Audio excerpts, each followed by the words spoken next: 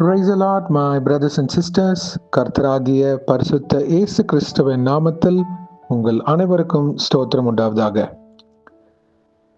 நம்ம வாழ்க்கையில அநேக வாசல் நம்ம கடந்து வந்திருப்போம். ஆனா ஒரு வாசல், அதுக்கு போகிற வழி, that gate and the way will lead you to heavenly throne. என்ன பிரதர், என்ன சொல்றீங்க, எனக்கு புரியல அப்படின்னு யோசிக்கிறீங்களா? இன்னைக்கு பார்க்க போற பாதை, இந்த வாசல் வழியா இருக்கிற காரியங்கள் எல்லாமே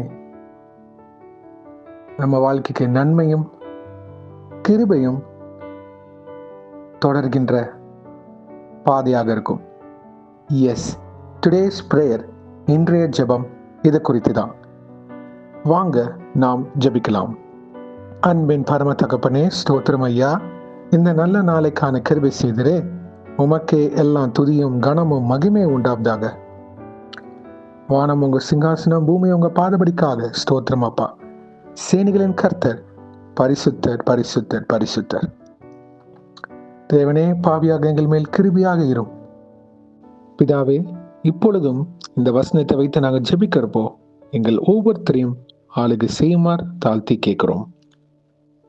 Matthew 7th chapter 14th verse. Because narrow is the gate and difficult is the way which leads to life, and there are few who find it. மத்தேயு 7ஆம் அதிகாரம் 14ஆம் வசனம். ஜீவனுக்கு போகிற வாசல் இடுக்கமும் வழி நெருக்கமுமாய் இருக்கிறது, அதை கண்டுபிடிக்கிறவர்கள் சிலர். ஆமென். நன்றி பிதாவே, இந்த வசனத்தை கொடுத்ததுக்காக ஸ்தோத்திரம். இதை கேட்டுக்கொண்டிருக்கிற ஒவ்வொரு பிள்ளைகளும் நீங்க ஆளுகை செய்வீராக. இயேசுவே, நீங்க தான் வழியும் சத்தியமும் ஜீவனுமாக இருக்கிறீர். உம்மை அல்லாமல் நாங்கள் யாரும் பரலோக ராஜ்யத்துக்கு போக முடியாது.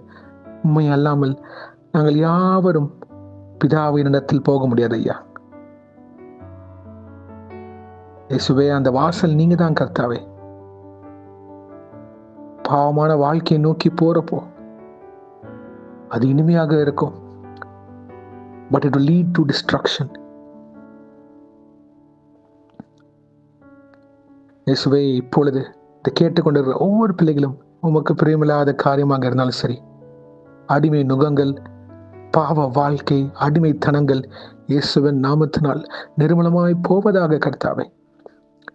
அதிலிருந்து விட்டு மனம் திரும்பி உங்க பாதத்தினை வர கிருபை செய்யுங்க. இந்த நித்திய ஜீவ பாதையை நோக்கி ஓட கிருபை செய்யுங்க ஐயா.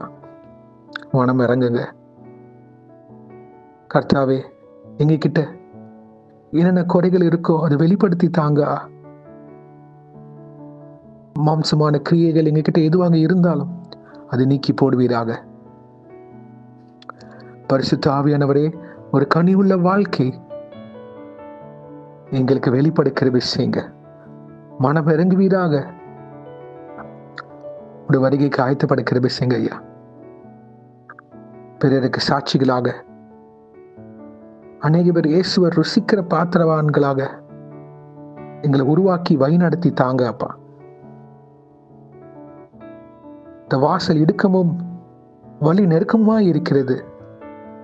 இங்க கண் போன போக்குல நாங்க போக கூடாது ஐயா. இங்க சிந்தனை மறுரூபமாக்கப்பட கிருபை செய்யுங்க. Renew our minds, O Lord. Wash our eyes by your blood. Give us a new spirit in our heart, Lord Jesus. கல்லான இருதயத்தை எடுத்து போட்டு சதியான இருதயத்தை தருவீராக.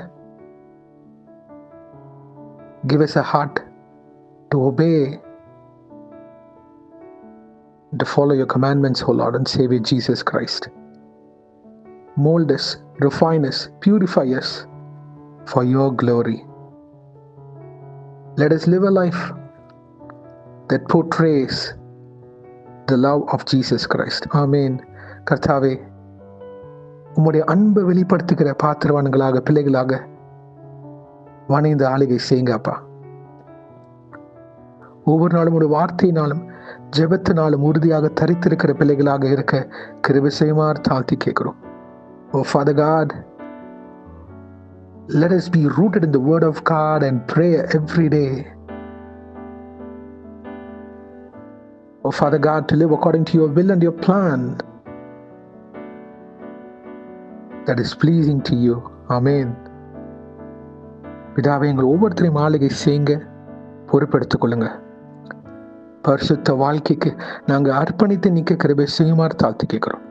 நாங்கள் மட்டும் இல்லை ஐயா, எங்கள் குடும்பம் முழுவதும் இந்த ரட்சிப்பின் பேழையில நிலைநிற்க கிருபை செய்யுமாறு தாழ்த்தி கேட்கிறோம். கேட்கிற நாங்கள் யாவரும் உங்க பாதத்தினை ஒப்பு கொடுக்கிறோம் அப்பா. உமக்கு கீழ்ப்படிந்து நடக்கிற பிள்ளைகளாக, பரிசுத்தத்தின் பிள்ளைகளாக, உம்மால் பயன்படுத்துகிற பாத்திரவன்களாக எங்களை உருவாக்கி வழிநடத்தி தருமாறு இயேசுவின் நாமத்தினால் எங்கள் தலைகளை தாழ்த்தி ஜெபிக்கிறோம் பிதாவே. ஆமேன், ஆமேன், ஆமேன். God bless you, my brothers and sisters. கர்த்தர் உங்களை ஆசீர்வதிப்பாராக.